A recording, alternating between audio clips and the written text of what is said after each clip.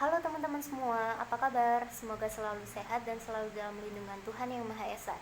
Pada video kali ini, saya akan menjelaskan mengenai metode penelitian kualitatif dengan pendekatan studi kasus.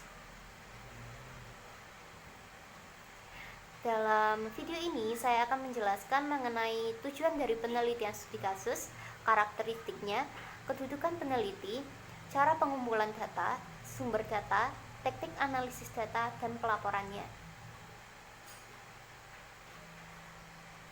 Selanjutnya saya akan menjelaskan mengenai tujuan penelitian. Sebelum kita mengetahui mengenai apa tujuan penelitian dari studi kasus ini, kita harus mengetahui apa sih definisi dari penelitian studi kasus. Jadi, penelitian studi kasus adalah pendekatan kualitatif yang penelitinya mengeksplorasi kehidupan nyata. Jadi, mengeksplorasi kehidupan nyata di sini artinya kasus-kasus yang diteliti adalah kasus-kasus yang memang sedang terjadi. Jadi sistemnya terbatas kontemporer. Jadi kasusnya itu sedang terjadi atau telah terjadi tapi masih memiliki dampak yang dapat dirasakan di saat penelitian ini dilakukan.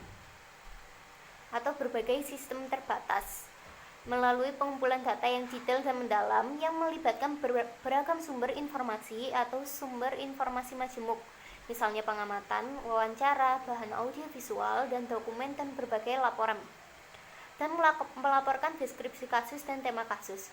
Satuan analisis dalam studi kasus bisa berupa kasus majemuk atau kasus tunggal.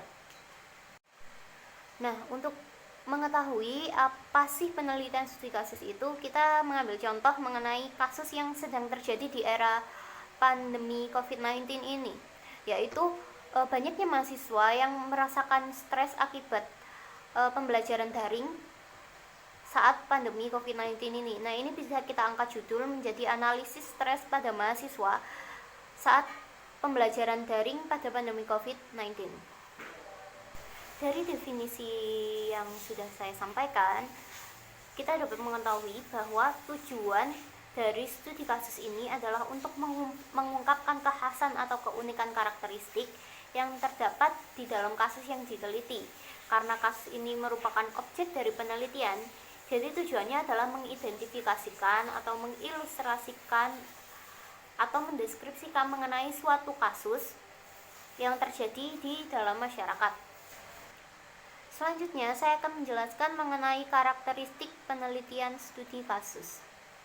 Menurut Creswell, karakteristik penelitian studi kasus diantaranya adalah yang pertama, mengidentifikasi kasus untuk suatu studi. Dalam hal ini, kasus dianggap sebagai objek penelitian. Jadi yang kita teliti adalah kasus-kasus yang sedang ada di masyarakat. Contohnya seperti tadi, tingkat stres mahasiswa terhadap pembelajaran daring. Lalu kasus tersebut merupakan sebuah sistem yang terikat oleh waktu dan tempat. Jadi sifatnya itu kontemporer di suatu tempat. Jadi bisa sedang terjadi atau telah terjadi, namun dampaknya masih dapat dirasakan oleh saat penelitian tersebut dilakukan. Contohnya seperti judul yang tadi, analisis stres mahasiswa terhadap pembelajaran daring pada saat pandemi COVID-19. Nah, itu kan ada waktu yang terikat pada saat pandemi COVID-19 dan tempat yang terikat mungkin bisa di studi kasus di daerah apa seperti itu kan. Lalu yang ketiga, studi kasus itu menggunakan berbagai sumber informasi dalam pengumpulan datanya. Jadi untuk mengumpulkan sumber informasinya itu nggak hanya satu sumber data saja, tapi kita menggunakan banyak sumber data seperti observasi ditambah dokumentasi, wawancara, dan lain-lain agar hasil atau data yang diperoleh itu terperinci dan dapat divalidasi. Lalu yang selanjutnya adalah menggunakan pendekatan studi kasus. Peneliti akan menghabiskan waktu dalam menggambarkan konteks atau setting untuk suatu kasus. Dikarenakan sumber informasi dalam pengumpulan datanya itu sangat banyak, maka peneliti otomatis akan menghabiskan waktu lebih banyak lagi. Lalu selanjutnya saya di sini akan menjelaskan mengenai kedudukan penulis. Nah, di sini kedudukan penulis ada 3, menjadi partisipan, pengamat, dan penggali data. Menjadi partisipan artinya penulis juga harus ikut mengambil bagian dalam kehidupan orang-orang yang sedang ditelitinya. Contohnya pada judul tadi, analisis stres mahasiswa terhadap pembelajaran daring pada saat pandemi COVID-19. Di sini peneliti harus menjadi partisipan atau ikut mengambil bagian dari mahasiswa agar lebih paham mengenai bagaimana sih pembelajaran daring dan tingkat stres seperti apa yang dirasakan mahasiswanya.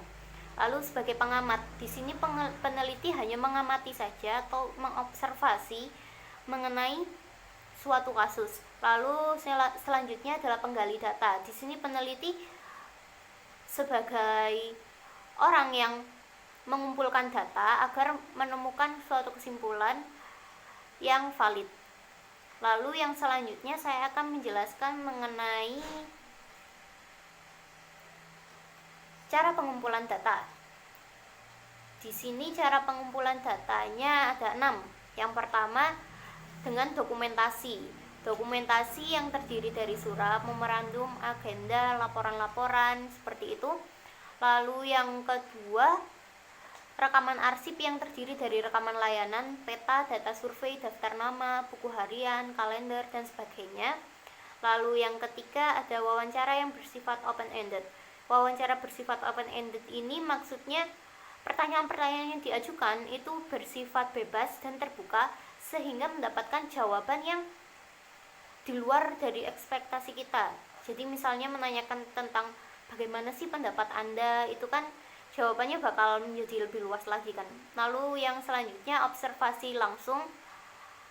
Observasi langsung maksudnya adalah mengamati secara langsung. Lalu observasi partisipan.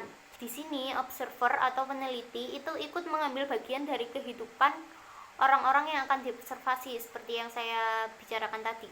Lalu yang selanjutnya adalah perangkat fisik atau kultural, yaitu peralatan-peralatan teknologi atau budaya-budaya yang ada di masyarakat tersebut. Lalu selanjutnya saya akan menjelaskan mengenai sumber data. Sumber data ini dibagi menjadi 2, yaitu data primer dan data sekunder. Data primer merupakan data yang diperoleh secara langsung dari subjek penelitian dengan menggunakan alat pengukuran atau alat pengambilan data langsung pada subjek sebagai sumber informasi yang dicari. Jadi data primer ini bisa didapatkan melalui observasi, wawancara, seperti itu. Lalu data sekunder itu didapatkan dari bahan bacaan atau data penunjang berupa bukti dan catatan yang telah disusun guna melengkapi data yang berhubungan dengan tema penelitian. Jadi data ini bisa didapatkan melalui jurnal-jurnal yang relevan dengan kasus yang sedang kita bahas. Lalu menurut Creswell, sumber informasi itu meliputi observasi. Jadi data primer itu didapatkan dari observasi yang tadi ya, wawancara, materi audio visual, dokumentasi, dan laporan. Selanjutnya saya akan menjelaskan mengenai teknik analisis data.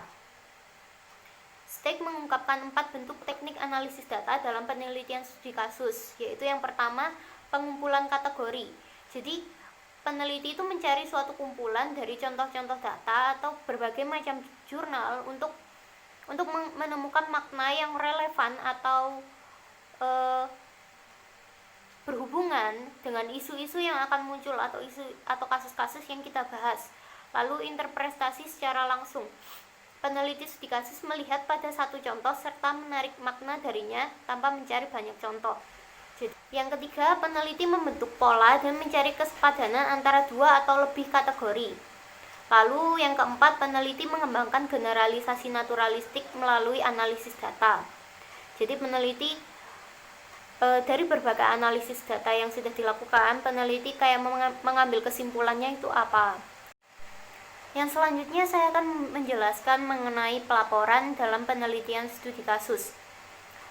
Menurut Steig pada tahun 1995, yang pertama adalah sketsa pendahuluan. Jadi peneliti itu hendaknya membuka dengan sebuah gambaran umum sehingga pembaca dapat mengembangkan sebuah pengalaman yang mewakilinya untuk mendapatkan suatu feeling atau perasaan dari waktu dan tempat yang diteliti. Lalu selanjutnya adalah pengantar. Jadi penulis mengidentifikasikan isu-isu, tujuan, dan metode studi sehingga pembaca itu dapat mempelajari mengenai bagaimana studi tersebut, latar belakang, dan isu-isu seputar kasus. Lalu selanjutnya adalah diikuti oleh deskripsi ekstensif tentang kasus dan konteksnya. Selanjutnya, agar pembaca dapat memahami kompleksitas dari suatu kasus, harus ada pengembangan masalah. Jadi penulis menampilkan beberapa isu-isu kunci.